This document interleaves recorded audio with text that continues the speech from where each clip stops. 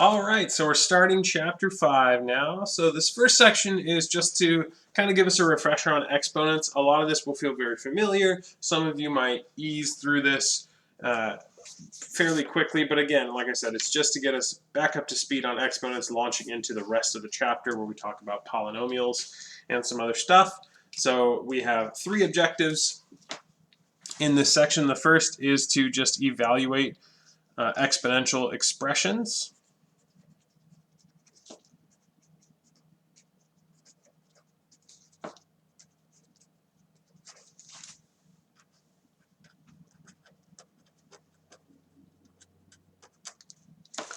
That is a dead pen. Do I have another one on hand?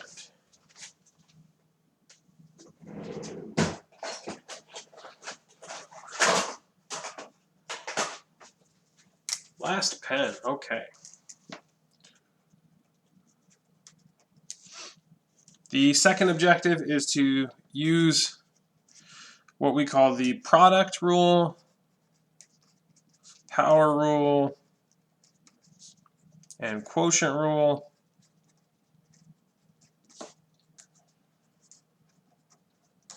Of exponents.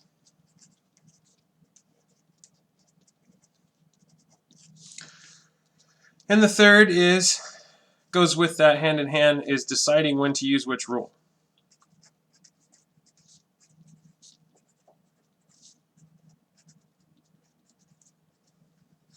And so we'll be talking about that last one all throughout when we start looking at our rules here on the bottom of this page.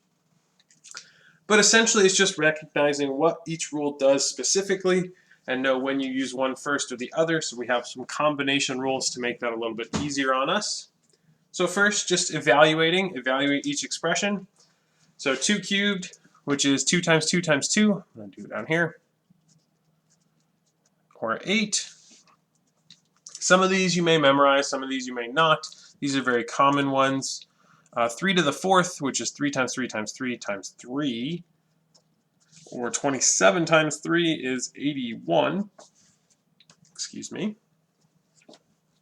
Now C and D are the classic example of when students make the most mistakes with negatives. Inside the parenthesis, C is saying -4 times -4, or 16, positive 16. Whereas in D, we are saying negative and then 4 times 4. So there's a difference that negative does not have a parentheses, which means that the exponent does not affect it. So the answer to D is -16 versus positive 16. In E, this is 1/2 to the 4th, or 1/2 times 1/2 times 1/2 times 1/2, which is just 1 on top, and then 2 to the 4th, which would be 16. And F is again another way of seeing this. 0.5 is 1/2, so you can think of this as 1/2 times 1/2 times 1/2, or 1/8. And then finally G is 4 times 3 squared, or 4 times 9, which is 36.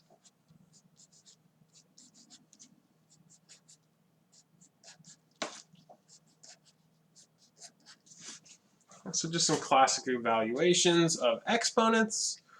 Remember to think about your exponents and your negatives, whether your exponent is attached to the negative or not.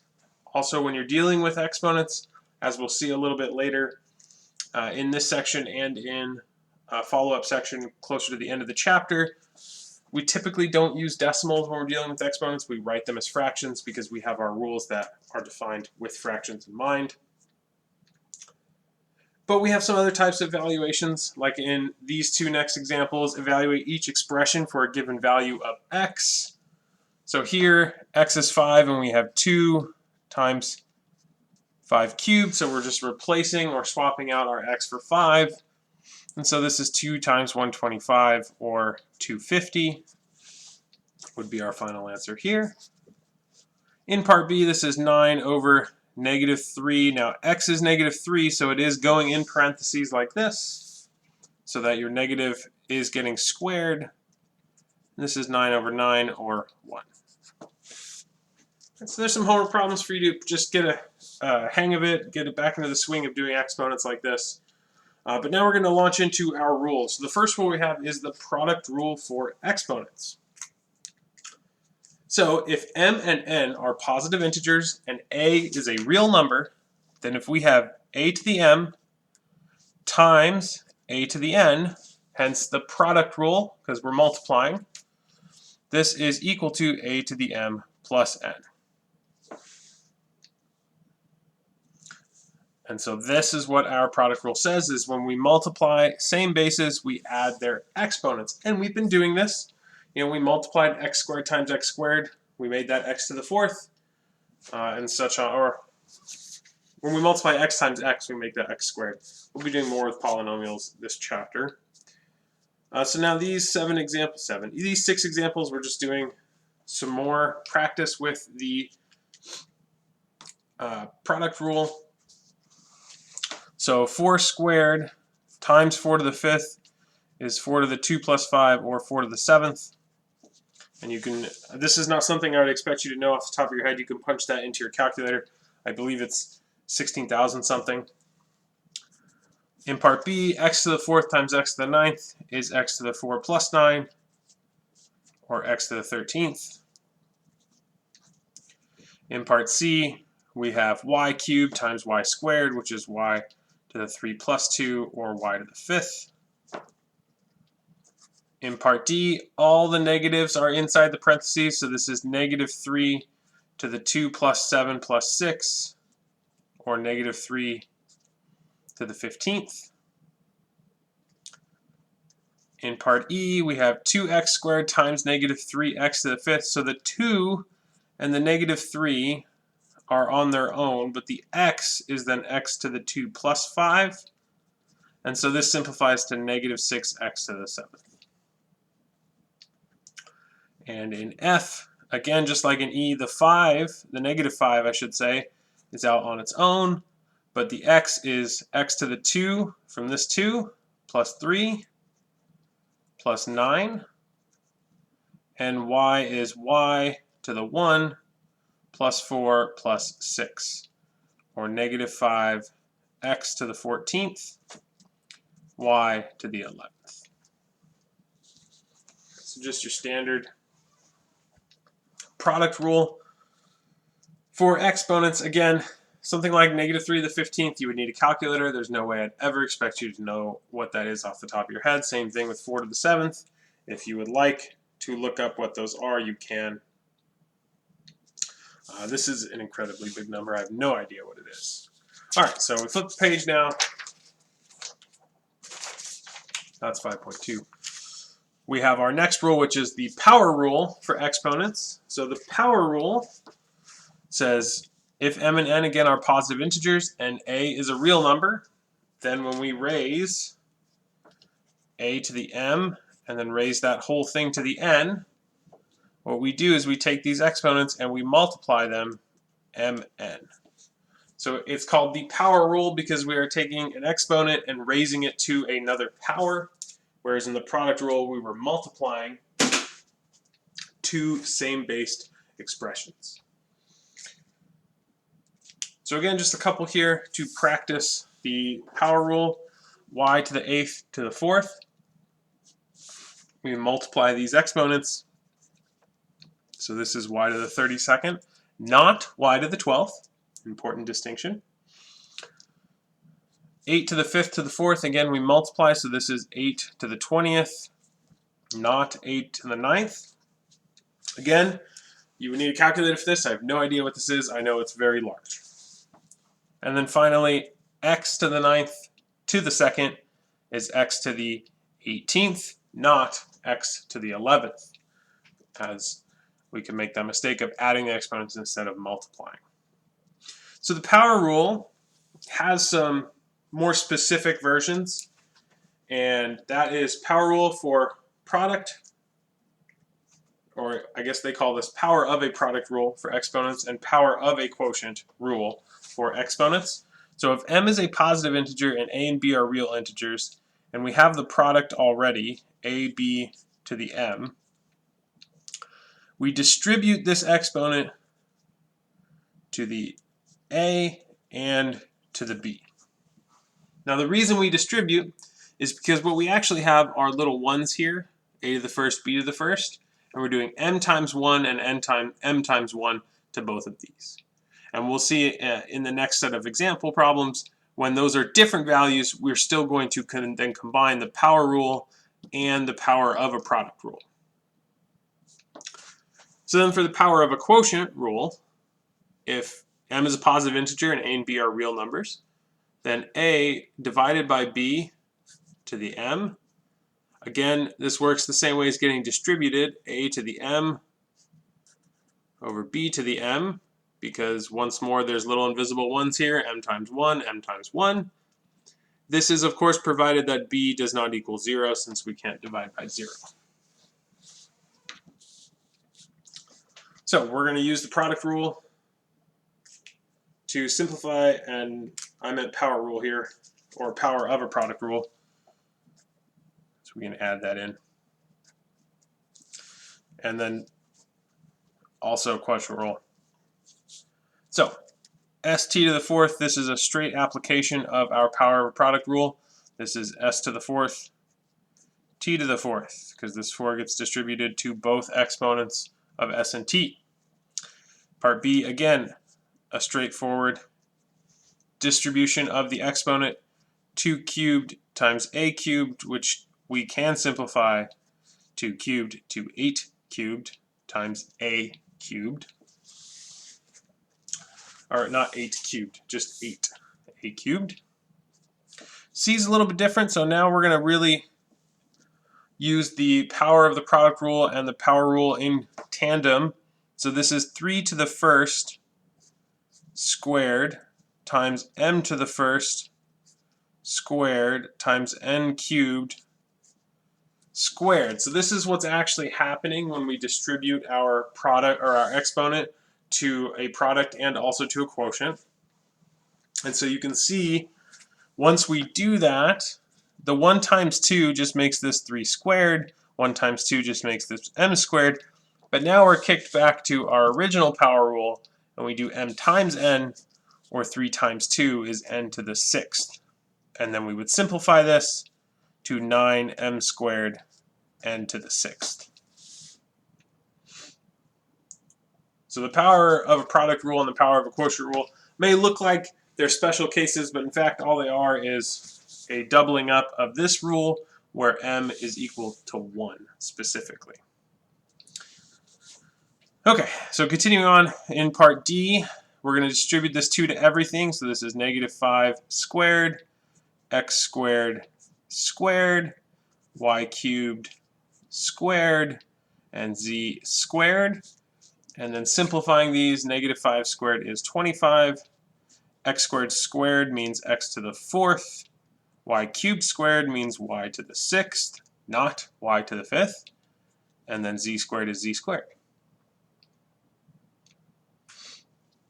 And then part E, this is a straight application of the power of a quotient rule, distributing that exponent to each numerator and denominator would be m to the 7th over n to the 7th. And then in F, we have a little bit of a tricky problem here, distributing this 4 to every term. So this is x cubed to the 4th over 3 to the 4th times y to the 5th to the 4th, like this. And so now we can multiply these exponents and we'll have x to the 12th. 3 to the 4th, as we saw earlier, is 81. Y to the 20th. So one thing you may be noticing I'm doing in most of these problems on this page and the last page is really writing out the intermediate steps. And this isn't required. You don't need to do this. I will recommend, if you're struggling with getting the rules straight and making sure you're doing the proper product of exponents or adding of exponents, that you do write the intermediate steps so you can check yourself as you work along in each problem. And once you get the hang of it, then you can stop doing this intermediate step. And I know plenty of people that just jump straight to these answers because they're just doing this little couple intermediate steps in their head. So last page now.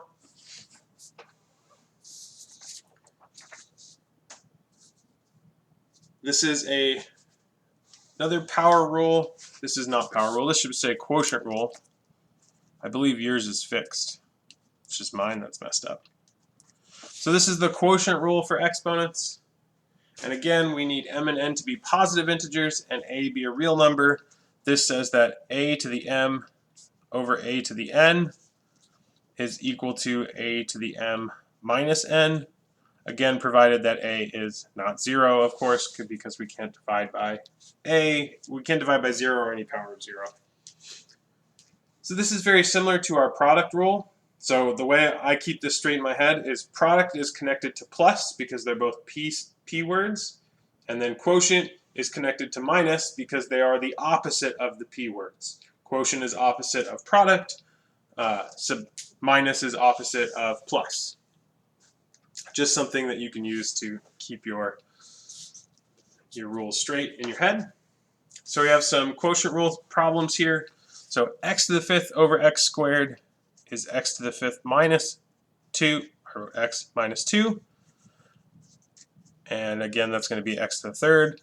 Like I said a minute ago, you don't need to do this intermediate step. It's just a good habit to be in if you're just wanting to make sure you're being extra careful, and then once you feel like you've got the hang of it, you can stop doing this step. So for instance, on this one, this is 4 to the 7th over 4 to the 3rd. I know that's 4 to the 7 minus 3, or 4 to the 4th, which is 256.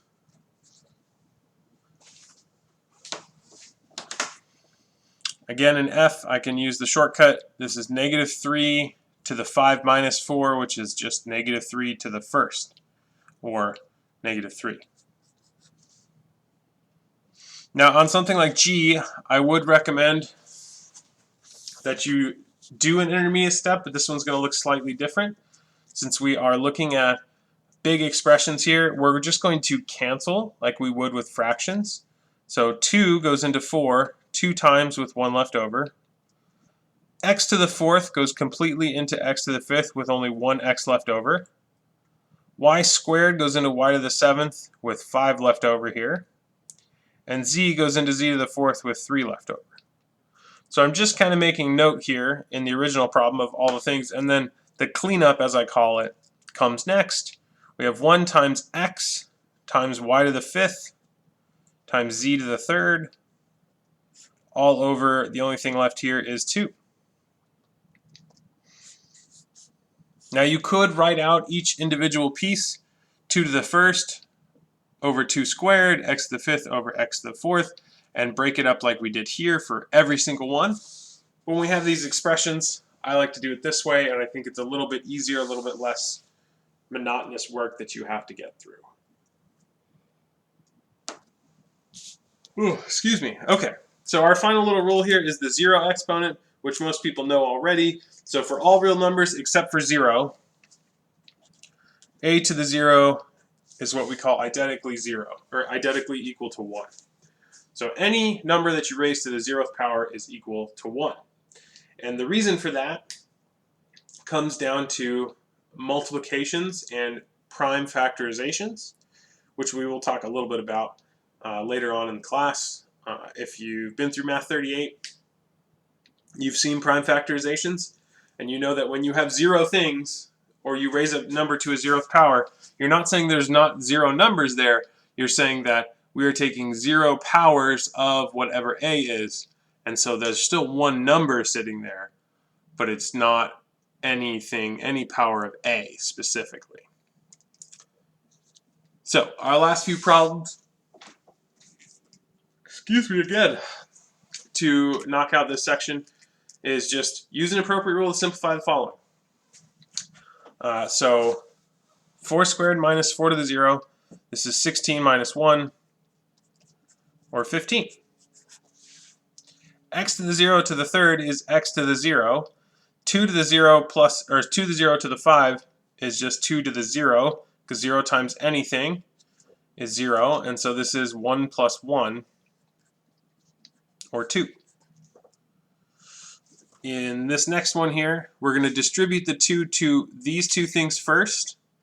So this is -3 quantity, 5 times 2 is 10, over -3x quantity, 4 times 2 is 8. And then we can distribute the 10. So we have -3 to the 10, y to the 10, over -3 to the 8, x to the 8. And so from here we can use our quotient rule. We have 10 -3's and we have 8 on the bottom, so it's -3 to the 10 minus 8, or 2, y to the 10th, x to the 8, nothing's going to cancel. So our final answer then is 9y to the 10th over x to the 8th.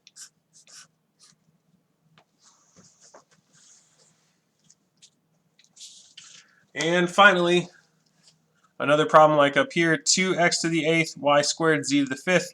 But our denominator here has this squared, so we're going to distribute that first, 2x to the 8th, y squared, z to the 5th.